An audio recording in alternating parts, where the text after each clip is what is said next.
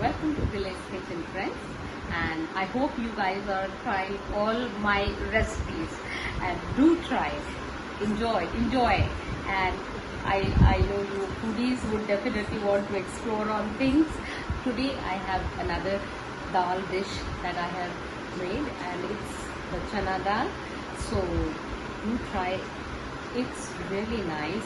It's a change in the regular yellow dal that we make, and you can have this dal with chapati. It really tastes well with chapati. This is the first dal I can say which tastes best with chapati. Otherwise, usually dal we have it with rice. So you try making this. Whenever you try any recipe, my suggestion, make it in small proportion initially. If you like the taste and the way it is made, you can make it more then. So do try this, have fun, make this chana dal at your place.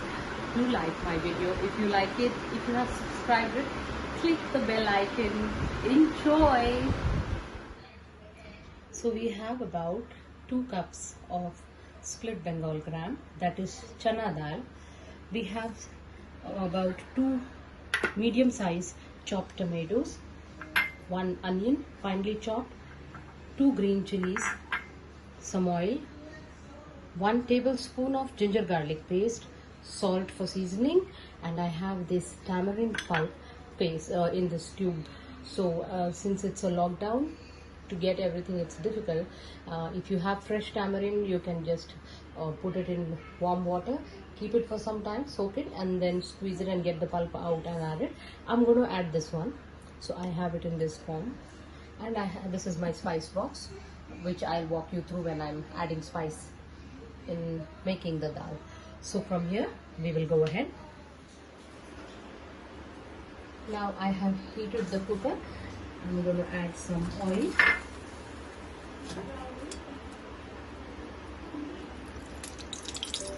It's about 2 to 3 spoons of oil. I have mixed the green chilies, cumin seeds and mustard seeds together, which I have dropped in it. I'm going to add about a pinch of asafoetida. Once that is fluttering, I'll add the onion.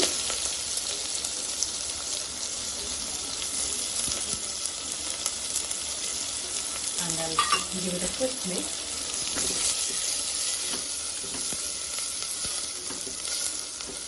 If you have curry leaves, you can add.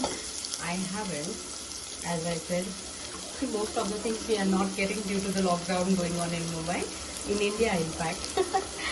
So if you have curry leaves, you can add it at this point. I'm just letting the onions get cooked a little bit. Now,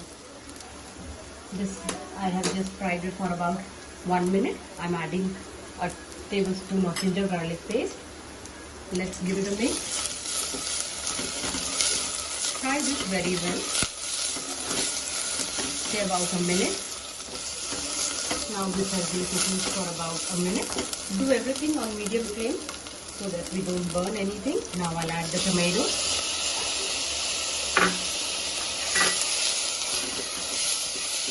And I'll give it a quick stir. And I'll let the tomatoes cook for about a minute or 2. This is about 2 teaspoons of tamarind pulp that I told you. I'm going to add some water and dilute this so that when I mix it, it's not in lump form. Just give it a mix and just mix it well in water so that there is no lumps. I'll add about 1 small bowl of water in it now. I'm doing this so that the tomatoes and the onions don't burn, and now I'm going to add all the dried spices in it. About half a spoon of turmeric. Go slow on the red chili powder, as we have already added green chili. About half a spoon of red chili powder. About half a spoon of coriander powder. We have to add garam masala, but we won't be adding at this point. We want the garam masala flavor to be intact. We'll add it after some time when everything is well cooked. At this point, we will add salt also. Let this cook for about another 2 minutes. Now this has been frying for about 2 minutes. You see. Now what I'll be doing is I'll be adding the tamarind pulp. I'll give it a mix.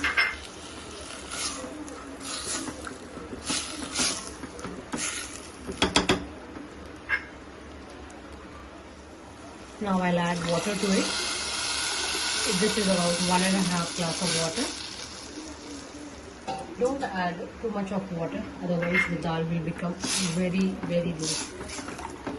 Now this is the right, like how can you guess, is like go about half an inch or 1 inch above the dal. You add that much water. Check for your seasoning at this point, and it is now that we will pressure cook this dal.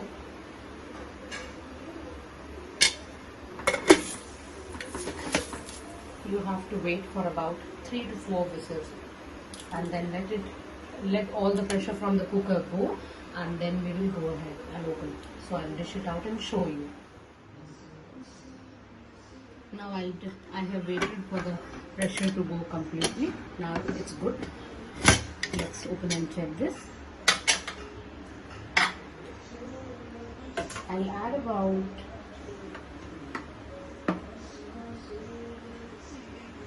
a pinch or 2 of garam masala.